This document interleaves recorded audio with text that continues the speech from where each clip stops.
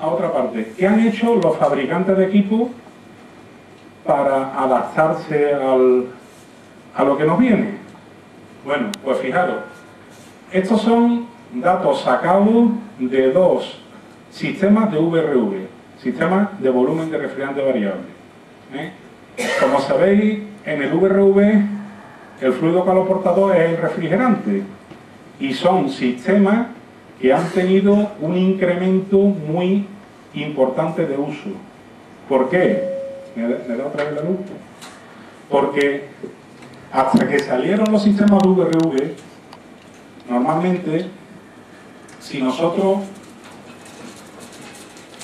queríamos climatizar un edificio, lo típico era el uso de una planta enfriadora, que era lo normal. O sea, si tú tenías que hacer una climatización tipo hotel o una climatización de un edificio de oficina, ¿tú qué era lo que tenías? Tú lo que tenías normalmente era una planta enfriadora, unidades terminales en cada local o en cada habitación o en cada oficina, y hacías una producción, la distribuías por el edificio y cada unidad terminal, en función de la demanda, pues hacía una captación de energía o una cesión de energía a ese fluido caloportador.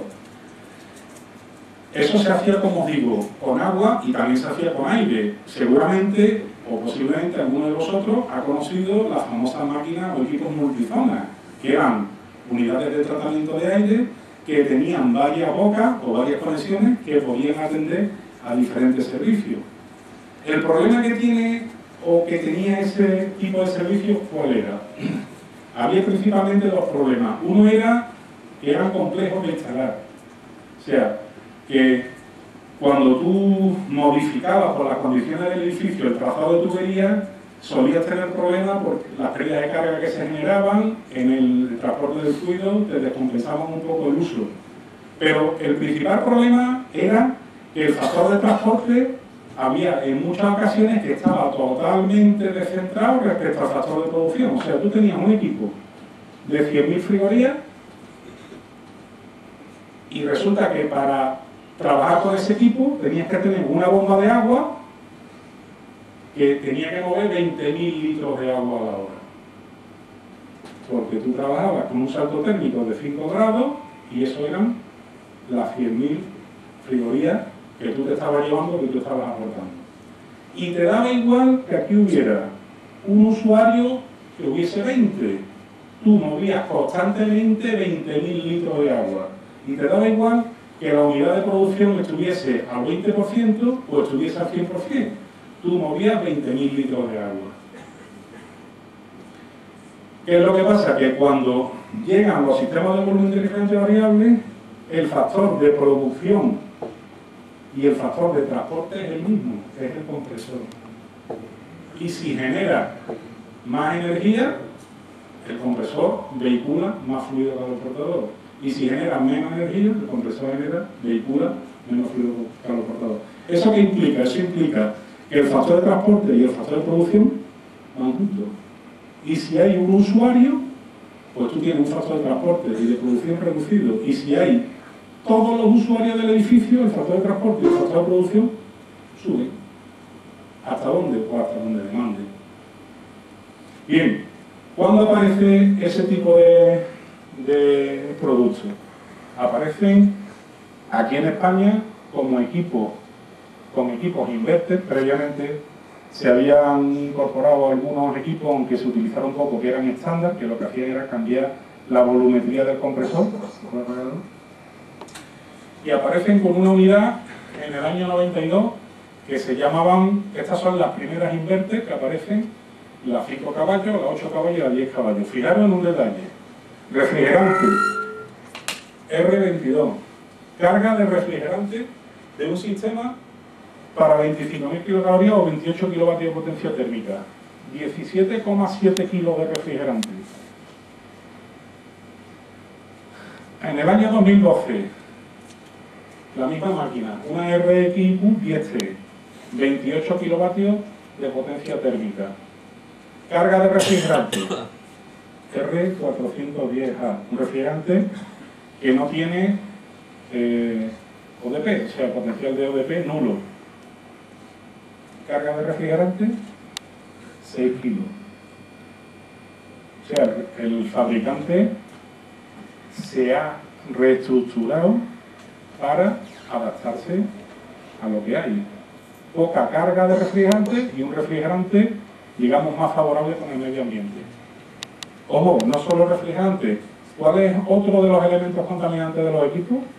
El aceite, ¿no? Suniso 3SD. Carga 2,6 del compresor inverter y 2,6 del compresor estándar. Total, 5,2 litros de aceite. Carga de aceite de una 10 caballos, 1,2 litros de aceite. Sintético, pero 1,2 litros. O sea, 4 litros menos de aceite. Se supone que han hecho un esfuerzo. Vamos a ver qué ha pasado en el consumo de energía. Volvemos al año 92. La RSX10, 25.000 frigorías, 28 kilovatios de potencia térmica. Energía necesaria para desarrollar esa potencia: 11,8 kilovatios eléctricos. Año 2012, 28 kilovatios de potencia térmica, 7,3 kilovatios eléctricos. Se ha reducido también el consumo, ¿verdad? Bueno, pues todo eso no sirve para nada. Porque después llega alguien que carga mal el equipo, o no hace vacío, o es un manta y deja más mierda dentro del tubo que fuera, y eso no sirve absolutamente para nada. Y desgraciadamente hay un desconocimiento en la sociedad que no entiende eso.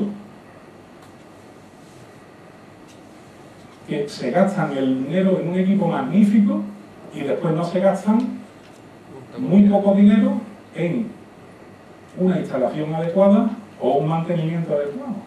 O tienen un mantenimiento que lo único que hace es cambiar algo cuando se rompe. Pero punto, se acabó.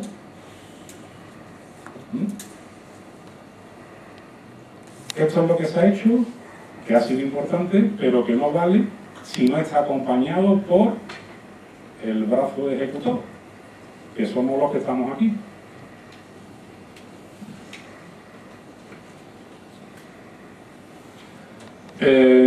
Como finalización de esta parte, veréis que el próximo año, porque esto va cada vez a más, se incorporará una nueva certificación, una nueva calificación energética de los equipos, y como veis, cambia. Estábamos acostumbrados a las iniciales Energy Efficiency Ratio, ER, y Coefficient of Performance, COP, que ahora se van a llamar, llevan previamente la letra S de seasonal, porque se va a cambiar el método de medición.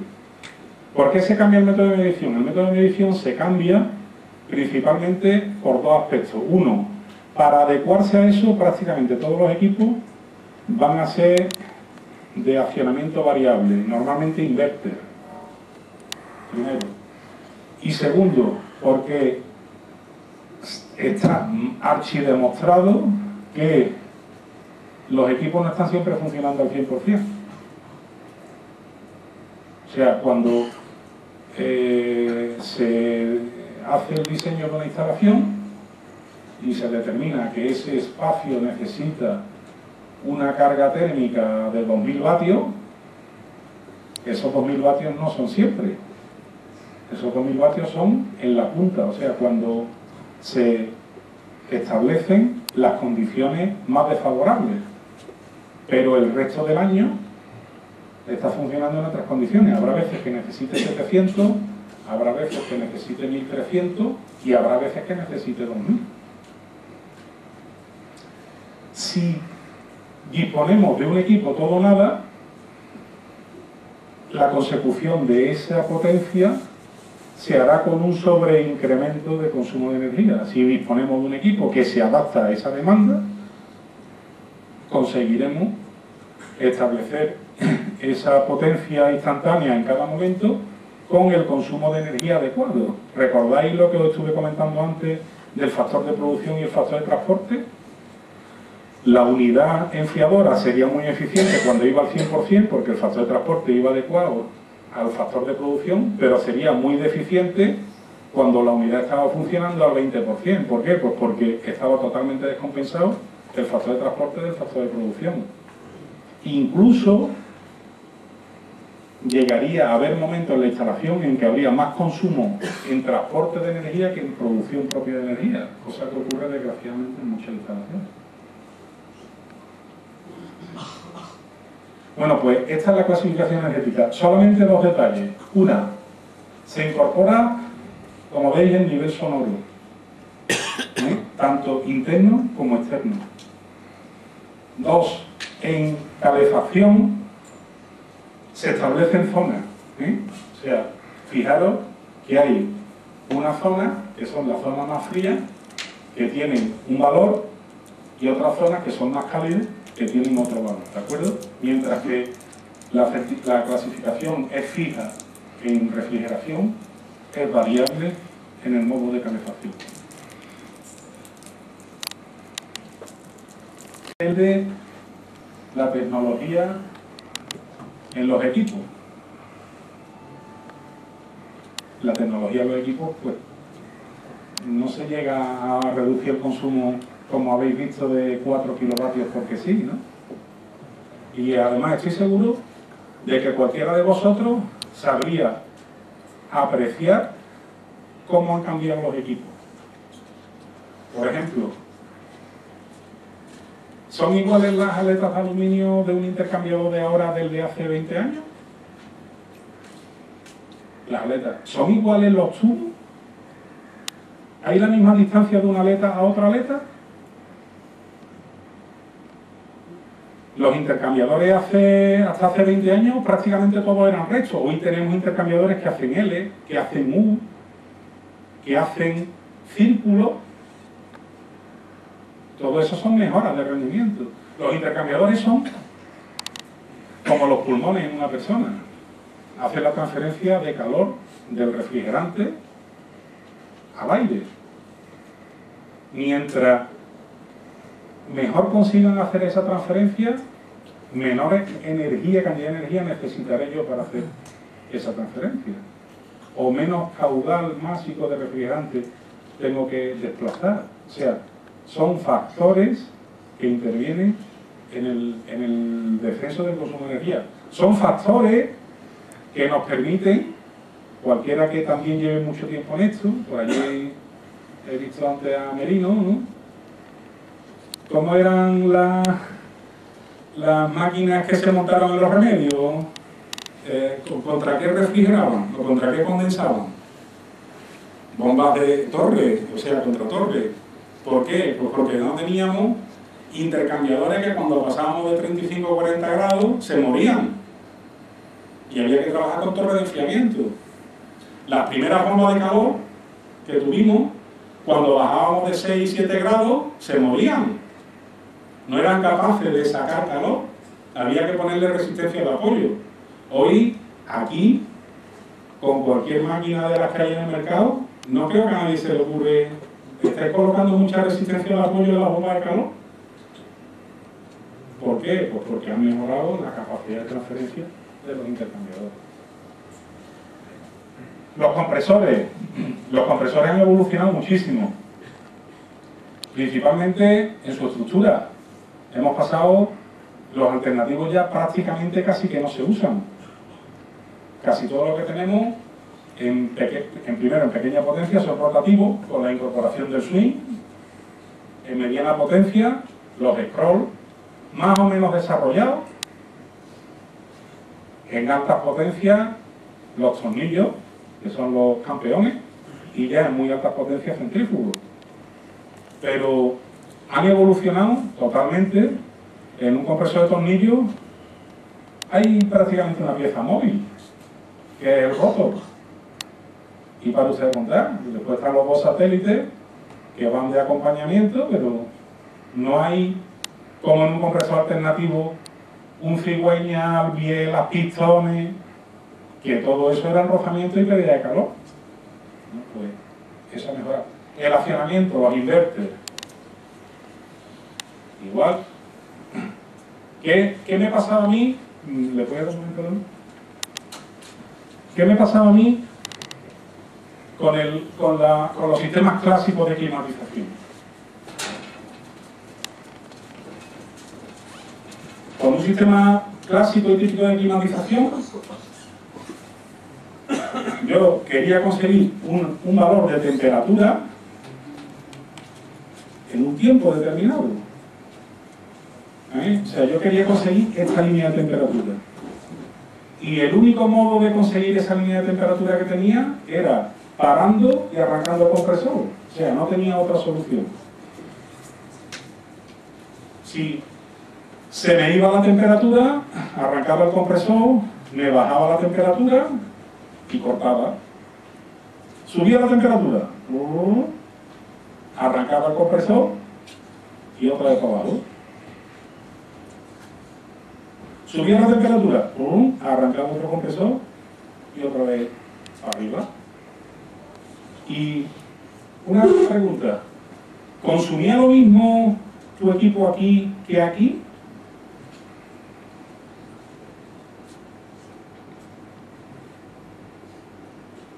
Seguro que no.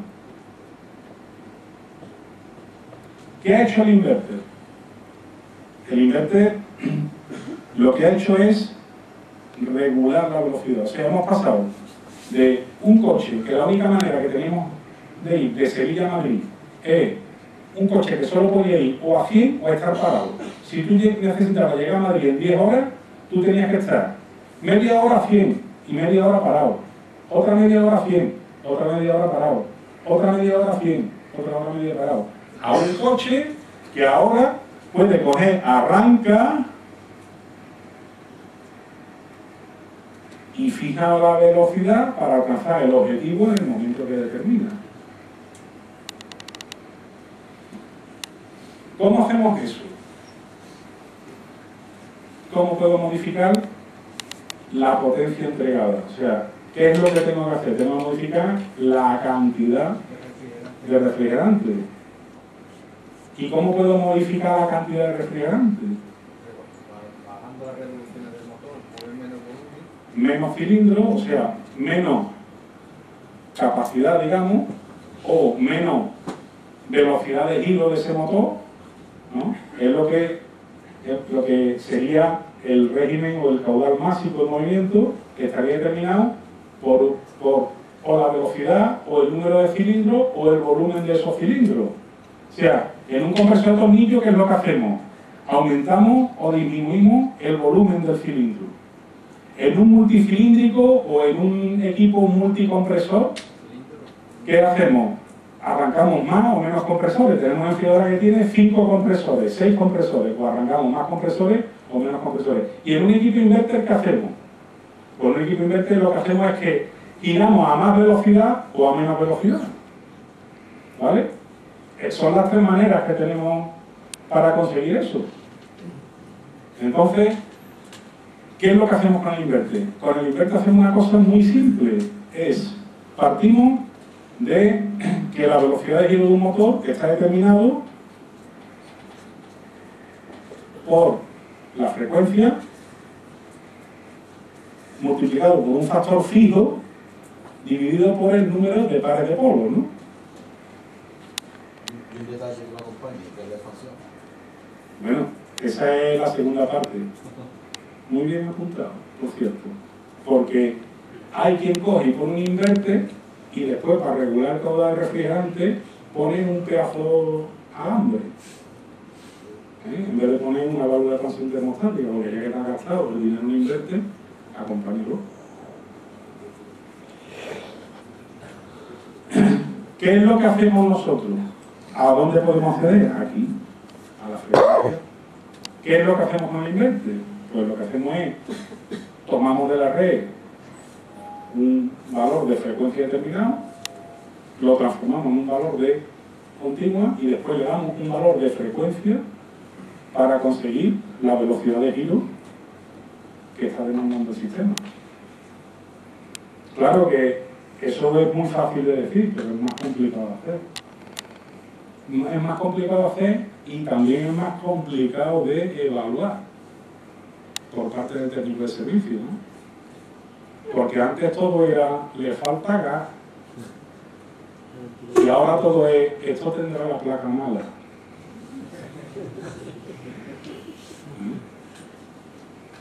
Y hay que saber qué es lo que pasa.